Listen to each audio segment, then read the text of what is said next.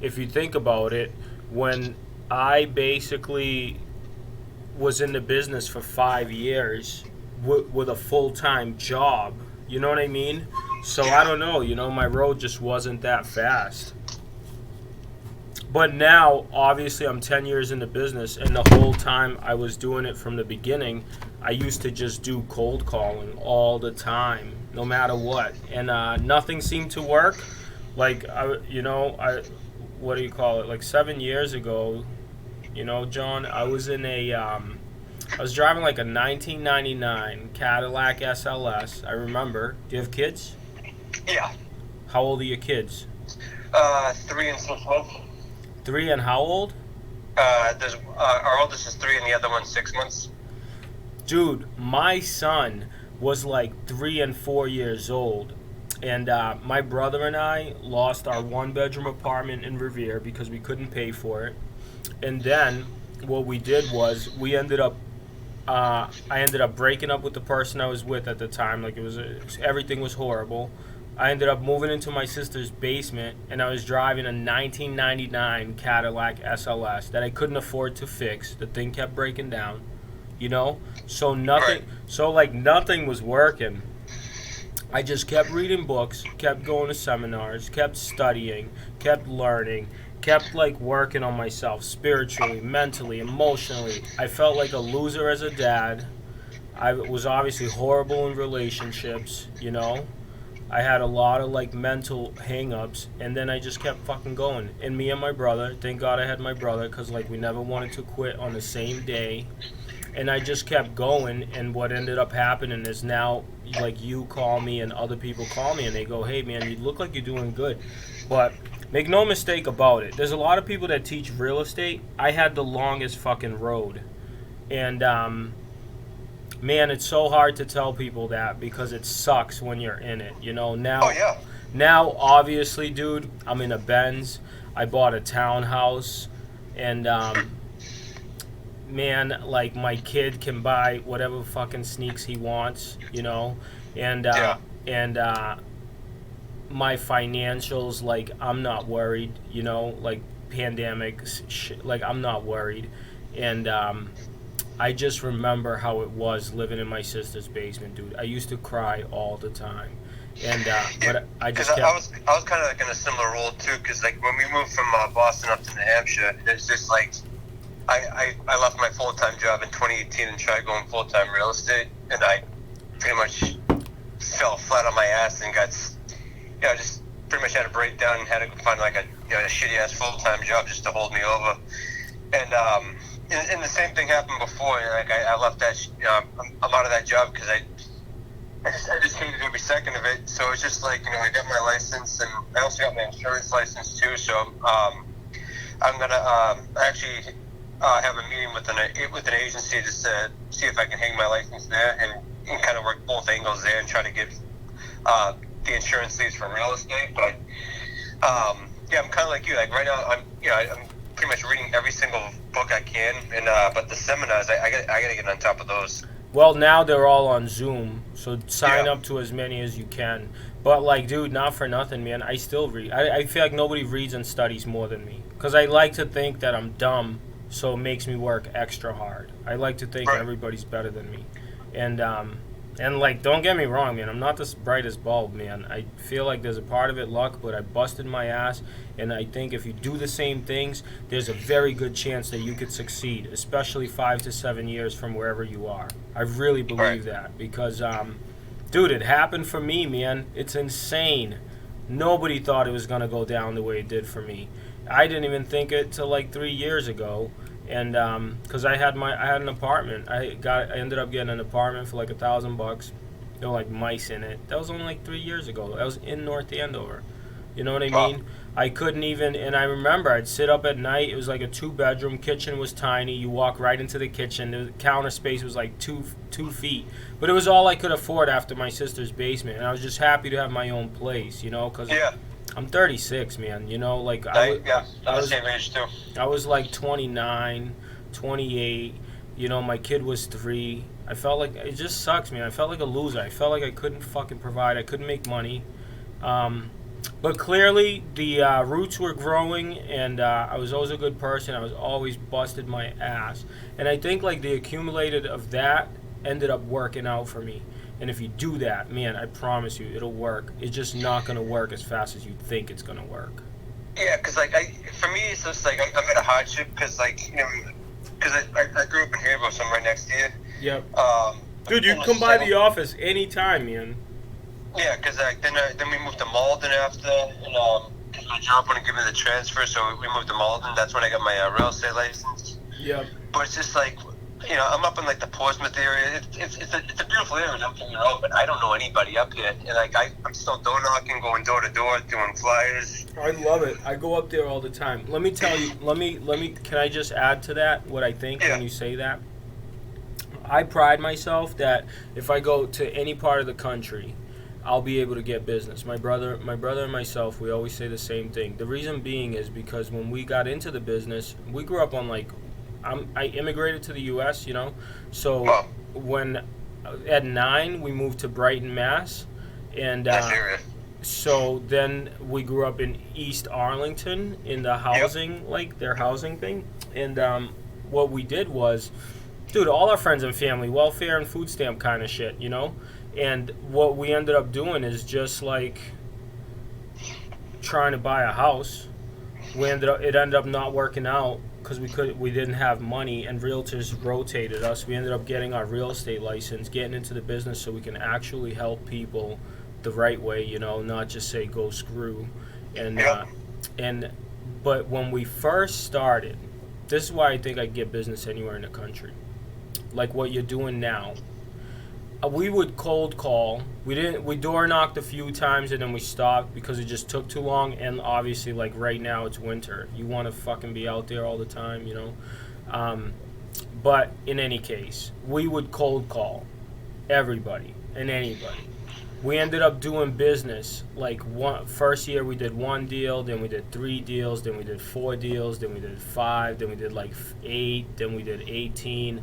And it's never enough. You know that. It doesn't matter. Yeah. If you look like you're doing 20 deals and everybody's like, wow, you're doing good, it's not fucking good. By the time the money you get and the bills you catch up on, it's not good. And we would just call everybody. Those people, some of them just ended up doing business with us. And granted, I did work on my scripts all the time. Like scripts like a psychopath, man. I'd play them in my car, like nonstop, and would paraphrase like a little parrot, all the time. And I would do that, and then I would cold call everybody. Some of those people did business with me. I stayed in contact with them, became friends with them. Those people ended up sending more business to us. We became obviously better at real estate because you can't just not work that hard and we're honestly one of the best. I really think we're the best. If people don't work with us, they're losing out. That's how I feel now. But we're way better than we used to be. Some of those people ended up doing business with us. We kept calling. I still call. I do my follow-ups now, but I hired somebody to call for me. And people say that doesn't work, but it worked for me because, dude, I did it myself. You know what I mean? I didn't skip the process, any of it. So for you, it's just like, dude, just do what you're doing. Screw the other license. Like whatever insurance you just told me, forget about it. Stick to one thing until you get there. And that could be like 5 to 7 years. I mean, maybe faster, hopefully, right? Like hopefully. But like, dude, it took me like 10 to 15 years to completely change the way I am and how I live my life. So like in real estate, and from a financial standpoint, it took me about 10 to 7 years. For me now, and the way I knew I had money was one time me and my brother got stuck in an airport not too long ago, and the flights kept getting delayed, and we were at the airport, and we were like, dude, we're not sleeping at the damn airport. We called an Uber. We called another airport that was like an hour away, and this was in Texas. We called an Uber, got the car, right? And when you pay for shit last minute, it's always super expensive, right?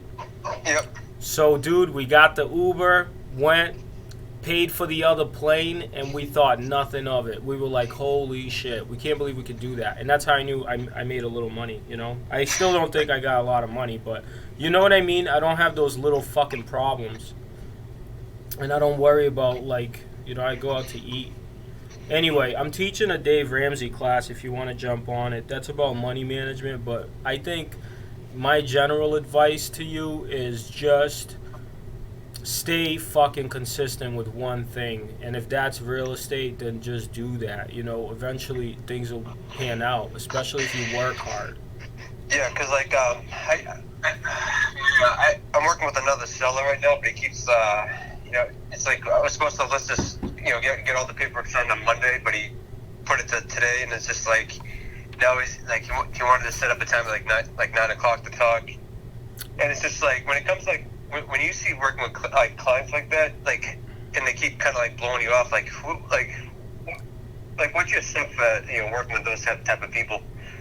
You don't have enough clients, so you got to work with everybody. In the beginning, I worked with everybody. Eventually, I ended up cutting off the clients that were a-holes and rude to people and mean. I didn't want to work with people like that anymore. In the beginning, you have to work with everyone. Now, you have to also be able to, dude, like, let's face it. You got one person you're following up with. If you want to do a lot of business, and they're kind of giving you the runaround, right? Yep. All right, let me just tell you how you got to think about it. You got one person that's screwing you over. We know how this business is. People screw the salesperson in real estate. Oh, yeah. Right? That's just what it is. You know, that's why this business is so hard, because nobody has ever been screwed as much as realtors get screwed. From their family, from their friends. Like, oh, yeah. People screw you over. It's just the craziest thing. And when people see successful realtors, you know what that means, right? Yep. Want me to tell you? It just means you got screwed over by more people than anyone else. And you still got your head down, you're still staying humble, you don't let it change you as a person and become an asshole. But you've been screwed. Like, dude, we closed 80 deals this year. You think I haven't been screwed by some of my friends and family, and I know like I've been screwed, like, you know what I mean? And you're talking to me about one deal, you know? So the mindset is, this is what I think. This is just my thoughts. The mindset and my experience. The mindset is that, bro, you're not getting screwed enough by enough people, because the bigger the risk, the bigger reward. If you're doing enough business, dude, your sister's gonna screw you over. Your like, people that you've sold houses to many people in their family, and then all of a sudden somebody screws you over. Your people will screw you over on the last deal. People will screw you over in commissions. People will go behind your back and do a deal, you know, like, and just completely keep you out of it. And people that you thought like would never do that stuff to you. Yeah, because like I've done like a few deals. Like I probably have like you know since I've been part time, I done a few deals here and there. And it's just like, you know, friends like they're gonna just buy with me, but they end up going elsewhere and vice versa. So it's just like kind of just flat with the so yeah. Dude, but you know what? There's also a lot of people on the other side of that fucking love you, and that will give you all their business, and that will that respect your opinion as a professional, and that will like listen to your advice. There's so many people like that. You just want to do so much business that eventually you only decide to work with your people that like love you and that are friends. That you would like be friends. You'd have them come over your house, you know, if your house was big enough. Like, that's the people you want to work with. Like, our clients now are so incredible. It's like, it's not even funny. I feel so grateful. Like, they're literally, I would be friends with every single one of them that we do business with. But that happened over time. We had to work with some really asshole clients that screwed us over a lot, and we just kept going, you know? Yeah, because like I have a closing on the 15th, and like I've never had like the best like sellers. Like my seller clients were like, they're older couples, easy going. Like they just made everything so much easier. Like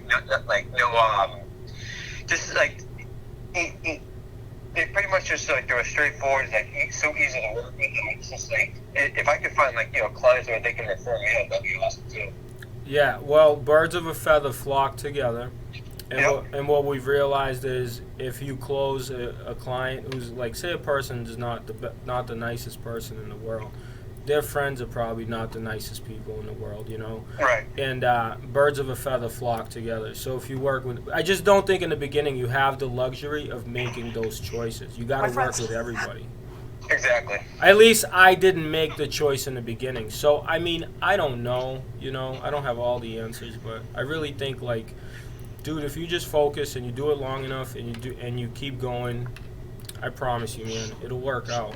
Trust me, cause I'm like, I could tell you stories for days. I had like a pretty, you know, like there's people I know from being younger that it didn't exactly work out the same, you know. So I think it's very doable for everybody. You just got to put in that fucking time, consistent time. Are you guys in the office on Friday? Huh? Are you guys in the office on Friday? On what day? Friday. Friday. What do you mean? I'm in the office all the time.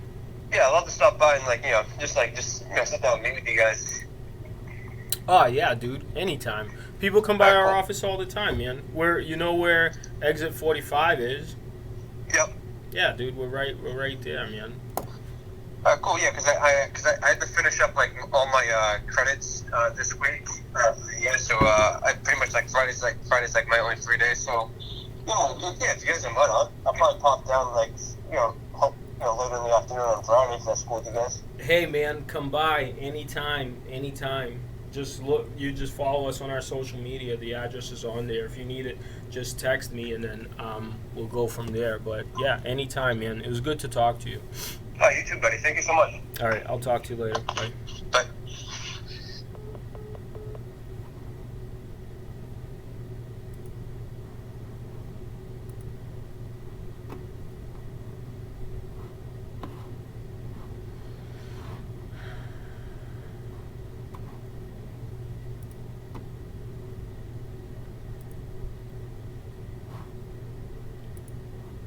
That was cool. So that's my advice for realtors, and let's keep it going. That's live, not scripted. This is the real deal. DNA Realty Group started from basically nothing, and our business makes way over $500,000 a year now. So you could do it too. You could do whatever you want.